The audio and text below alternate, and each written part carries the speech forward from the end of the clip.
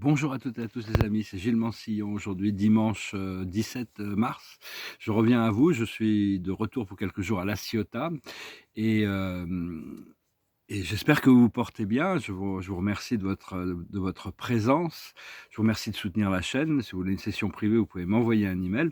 Je voulais discuter aujourd'hui du fait que ça devient de plus en plus clair. Toutes les révélations et toutes les transformations qu'on attend sont vraiment, ça y est, le compte à rebours a commencé, hein. Donc tout ça, c'est orchestré, c'est divinement préparé. Il y a aucune raison de s'impliquer dans les plans obscurs, hein. Quand le Gessara était aussi et va être activé, il va y avoir beaucoup de chaos qui va se créer et les galactiques se rapprochent aussi, leurs vaisseaux vont devenir de plus en plus présents, il n'y a plus vraiment le temps d'attendre et donc mais enfin, parmi ceux qui sont sombres, ceux qui arrivent à se repentir pourront être aidés, assistés, guidés quand même. Comprendre que l'ego a toutes les c'est vraiment un point de votre ce qu'on recherche, c'est on est là pour créer le paradis sur terre. On doit pas s'occuper des plans de l'obscurité. On est là pour créer, pour être les pionniers d'une création d'un nouveau monde, hein. Alors et donc c'est une danse entre l'ego et l'âme toujours, hein, parce que l'ego est toujours dans les limitations, il est toujours prêt à nous confirmer la séparation, il met des étiquettes sur tout. Alors que le cœur a beaucoup plus de sagesse parce que notre divinité est complètement libre de jouer avec tout ce qui est, hein. Ce qu'il faut pas et ce qu'il faut c'est pas rendre Dieu coupable, la source, le créateur coupable des responsabilités de notre vie. C'est nous-mêmes qui avons créé tout ça. On a la possibilité dans cette existence, dans cette incarnation, de passer de la troisième dimension à la quatrième et puis dans la cinquième. Tout le monde ne sera pas prêt à ça, mais pour tous ceux qui aspirent, disons, à cette liberté où tout est donné, une fois qu'on aura passé le portail de la cinquième dimension, tout nous est acquis, toutes ces choses que on peut imaginer et donc on va apprendre à on recrée, bon, moi personnellement, ça fait un bout de temps que je suis dans la quatrième dimension, mais c'est-à-dire à recréer cette réalité de la quatrième dimension jusqu'au moment où on arrive, parce que même l'illusion de la troisième dimension, de la séparation, c'est notre création et donc on recrée dans la quatrième et on est dans la cinquième et puis dans la sixième, la septième. On va continuer à recréer selon nos habilités et notre compréhension des lois naturelles. Parce qu'on est responsable de notre réalité, en réalité. Et donc, on doit vraiment arriver à passer au prochain niveau d'acceptation. Parce que si on a des échecs, c'est aussi parce que ça nous permet de lâcher prise sur certaines choses pour arriver dans l'acceptation et d'équilibrer les imperfections de l'ego et la perfection de notre âme, hein. C'est vraiment trouver ce point d'équilibre. Hem et laisser l'amour, vraiment, briller dans toutes les situations, hein, donc c'est le et quand il y a un jugement qui arrive, un jugement ou une c'est à ce moment-là où il faut vraiment c'est de souvenir de revenir à l'amour. Comprendre que on ressent l'amour, c'est beaucoup plus agréable de ressentir l'amour que la peur. La peur n'existe pas, mais bon, c'est vraiment c'est leur seul moyen de pression et de contrôle. Et donc, on doit lâcher prise des peurs et du contrôle de l'ego pour avoir confiance, en notre âme, en notre divinité et se concentrer sur notre flow, se concentrer sur notre marche, se concentrer sur les énergies qui nous sont propres plutôt que parce que dès qu'on cherche à regarder, à s'occuper du flow des autres ou la marche des autres, ça devient très inconfortable. Comprendre qu'on est à la fois un individu unique dans toute la création, c'est rare, on est infiniment rare, on est infiniment précieux, on est cette bénédiction, hein, de l'individualité et on est l'univers lui-même, on est le tout. Donc c'est important d'arriver à trouver, savoir que tout est une seule chose, hein. Vous savez, c'est le soleil dans le monde physique qui gouverne le principe de l'ascension. Il est connecté à des millions d'autres soleils, toutes les étoiles sont connectées ensemble et donc c'est pou combien on peut recevoir d'énergie de cette force solaire. On doit vraiment pouvoir rester dans notre soleil intérieur sans se trouver affecté, plus en plus par toutes ces choses du monde extérieur et bien que la Lune soit un satellite artificiel, l'humanité n'est pas encore prête à accepter ça, mais elle joue le rôle d'une lune traditionnelle et c'est vraiment le partenaire du soleil, hein, dans l'éveil, hein. C'est une collaboration entre le divin féminin et la lune qui représente le reflet du soleil, le divin féminin. Et donc, faut comprendre aussi qu'il y a beaucoup de technologies extraterrestres, d'intelligence artificielle qui ont tout fait pour effacer la mémoire et empêcher l'ascension, hein. On doit vraiment, maintenant il y a eu un décret du créateur premier pour mettre fin à ce cycle et donc ils m'ont envoyé, ils vous ont envoyé, ils nous ont envoyé plein de gens. Donc, vraiment pour arriver à casser, à briser ces murs artificiels, ces murs psychologiques. Donc, dans la réalisation de notre conscience divine et universelle. C'est parce que c'est vraiment. Et pour ça, on doit chercher ça dans le silence. On doit chercher ça dans la méditation. On peut pas, si notre esprit est toujours occupé avec des choses du matériel, il y a très peu de place pour que l'énergie supérieure rentre. Mais petit à petit, quand même, on est quand même assisté. Et tous les mensonges et les fausses vérités, il y en a beaucoup qui circulent, hein, sur internet, même dans les réseaux, ça fait vraiment baisser la vibration. Parce qu'à un moment donné, il va falloir regarder la vérité en face. La vérité comprend l'ombre et la lumière, comprend le haut et le bas, le pur et l'impur. C'est reconnaître le visage de la vérité, c'est quelque chose, c'est le but ultime, hein, retrouver la face de Dieu dans qui est à l'origine et à la source de toutes les choses. Reconnaître notre vrai visage aussi. Comme mon maître guide me disait, rester dans le souffle de la bénédiction, de savoir quelles sont ces choses qui viennent à moi, hein. Donc, parce qu'en réalité, l'isolation, l'isolation, elle est complètement artificielle. Elle n'a jamais pu exister parce qu'il y a toujours la présence du Père et de la Mère Dieu qui sont toujours là, hein, toujours dans l'unité et l'amour. C'est juste que notre ego trouvera toujours une manière de nous confirmer la séparation, alors que notre âme va toujours trouver une manière de nous confirmer l'amour et l'unité. Donc tout ça, ça nous fait grandir. On passe par des choses, mais il y a vraiment ce point, ce point de liberté, hein. On doit vraiment apprendre à concentrer notre point de focal d'attention pour recréer ce paradis sur terre. Parce que là, on souffre d'amnésie, hein. On a oublié notre présence éternelle. Donc c'est vraiment une danse constante entre le vrai moi et le faux moi, entre l'ego et l'âme, pour arriver à compléter notre conscience ascensionnée, pouvoir compléter notre programme d'ascension. Et tout ce qui fait une partie de la source est une extension de vous-même. C'est ce qu'on doit rentrer dans l'unité à un moment donné, plutôt que se trouver en conflit même avec l'obscurité. C'est savoir que ils sont dans leur voie et ils vont devoir ils vont trouver tout est divinement orchestré, hein. Au plus on a confiance, au plus les choses, on peut rentrer dans l'état de grâce, en réalité, dans la perfection de l'énergie. C'est pas tous les jours, des fois il y a des jours où on doit faire face à des choses plus personnelles ou mais enfin bon, c'est toujours cette danse d'harmonisation.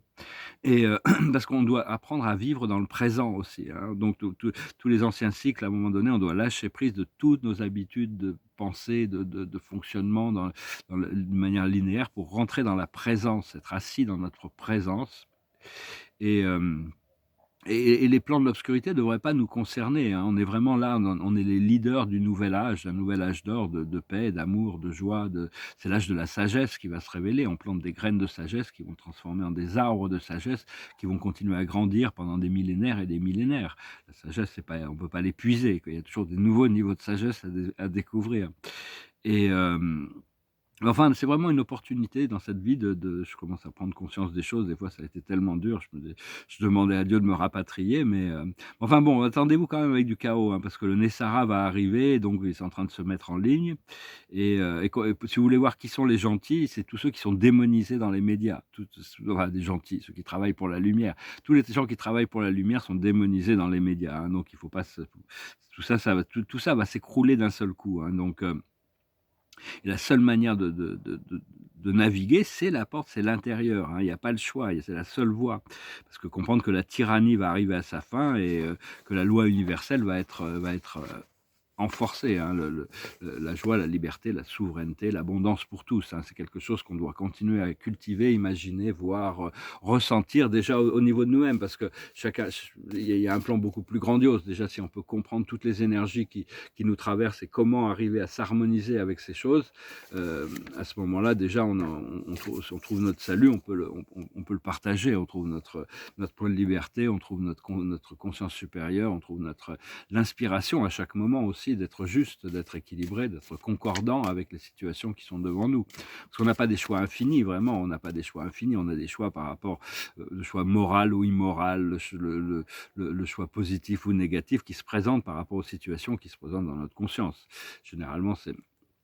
Mais bon, on est tous dans une voie unique à différents niveaux, donc il faut vraiment essayer de lâcher prise du mental et puis vraiment revenir à des sensations à des ressentis positifs en se concentrant sur l'amour, la lumière, tout en sachant qu'on peut faire appel à une pléthore d'intelligences hein, qui se rapprochent de plus en plus, que ce soit galactique, cosmique, céleste, et tout ça est orchestré hein, par un créateur beaucoup plus au-delà des définitions, au-delà des mots.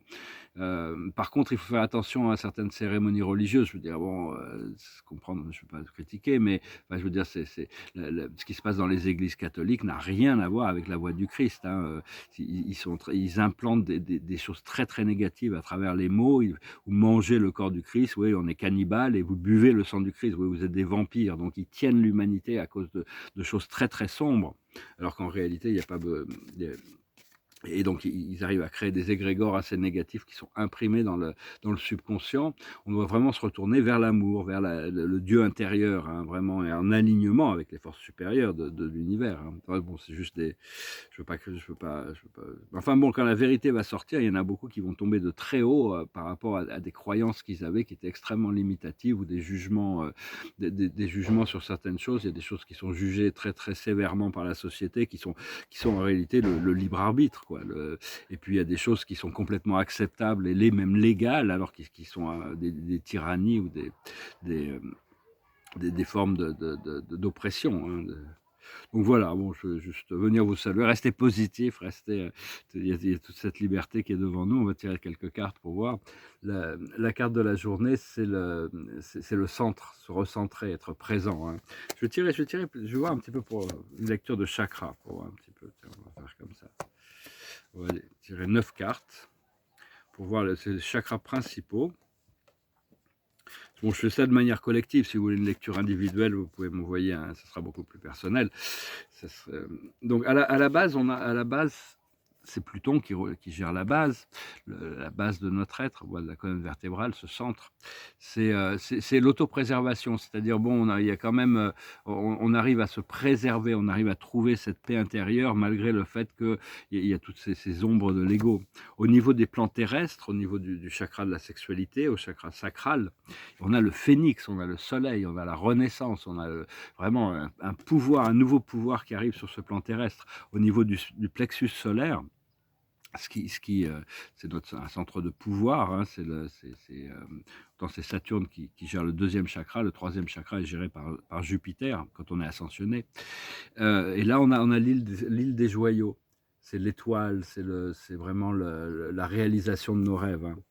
Dans notre cœur, il y a 3 chakras qui sont créatifs, il y a le cœur qui est neutre et les chakras réceptifs, et dans notre cœur qui est le centre, notre centre des centres, quoi, disons, c'est là où les choses se passent. Donc, on a l'abondance, c'est l'abondance, c'est la liberté, c'est toutes ces choses qui commencent à être ressenties. Peu importe les manifestations. Après ça, les manifestations viennent comme elles doivent venir, hein, mais c'est vraiment la fréquence, l'énergie qui est importante. Après ça, le 5e chakra, qui est géré par Chiron, c'est le chakra de la communication, qui affecte tout ce qui rentre dans notre corps et tout ce qui en sort. Ici, on a la tentation. C'est une porte ouverte, une invitation. Hein. Comme Oscar Wilde disait, je peux résister à tout sauf à la tentation. Donc il faut quand même savoir avoir la discrimination sur les choses Mais enfin bon, on est prêt quand même à bouger. Après ça, au niveau du 3e œil, au niveau du 6e chakra, qui est le centre de notre être, c'est le centre de notre conscience, qui est gouverné par Neptune, la planète de l'amour divin et du rêve lucide. Et là, on a le fou, on a le joker, on a celui qui s'est libéré de toutes les peurs. Hein. Et puis au niveau de notre couronne, qui est quand même le point d'accès avec l'univers, le macrocosme, qui est la porte du ciel, comme on dit. Là, on a le jardin des roses, hein, c'est-à-dire que bon, il y a vraiment l'énergie, elle monte et elle descend, mais vraiment c'est-à-dire que ce centre est en train de s'ouvrir de plus en plus, avec toutes ces bonnes énergies qui descendent d'en haut. Après ça, on a un chakra terrestre, J'ai tiré une carte pour le chakra terrestre qui est ancré dans la terre, sous nos pieds, à 30 centimètres au-dessous de nos pieds. C'est ce qui connecte avec notre physicalité, en dessous de notre base, et qui connecte avec la mère Terre. Ici, on a le centre de l'univers. On a ancré cette divinité dans la Terre. On doit ancrer. La Terre, ça lui fait du bien. Quand on peut amener notre lumière divine à l'intérieur de la Terre, on peut la faire, on l'ancre, ça fait beaucoup de bien. Donc, continuez à concentrer vos pensées sur la source. Pensez à la source, au Créateur. Et, et l'étoile de l'âme, on a une étoile de l'âme au-dessus de notre tête qui est une lumière argentée qu'on partage avec notre moi supérieur, c'est ce qui descend de notre moi supérieur. Cette étoile de l'âme, on a ce qui est en haut n'est pas différent de ce qui est en bas, c'est vraiment une bénédiction du ciel qui descend, hein. Donc voilà, les oracles sont très positifs, comme je le ressens aujourd'hui, hein. Des fois, ces lectures, c'est réflectif de mon état d'âme aussi, mon état d'esprit, mon état de conscience de la journée. Enfin, j'espère que ce message aura été intéressant pour vous. Je vais finir avec une chanson. C'est une chanson qui dit que la vie change tellement vite tous les jours et tous les rêves aussi changent, se transforment petit à petit, mais que on veut toujours plus, c'est impossible à ignorer et nos rêves vont devenir des réalités. C'est impossible qu'ils ne deviennent pas des réalités. C'est une chanson des Cranberries qui s'appelle Dreams. It goes like this. Oh, my life is changing every day in every possible way. All my dreams, it's never quite as it seems, never quite as it seems. I know I felt like this before, but now I feel it even more because it came from you. And then I open up and see the person falling here is me, a different way to be. I want more, impossible to ignore, impossible to ignore, and they'll come true. Impossible not to do, impossible not to do. And now I tell you openly, you have my heart, so don't hurt me. You're what I couldn't find. A totally amazing mind, so understanding and so kind. You're everything to me. Oh, my life is changing every day in every possible way. And all my dreams, it's never quite as it seems, 'cause you're a dream to me, a dream to me. Voilà, c'est une chanson romantique, hein, c'est-à-dire que bon, quand on goûte à l'amour même romantique, comme l'amour divin, l'amour inconditionnel, mais l'amour, on en veut toujours plus, hein, c'est quelque chose de l'amour, tout ce qui est amour, c'est juste des différentes fréquences, des différentes octaves d'amour qu'on découvre. Il y a l'éros terrestre, qui est l'éros que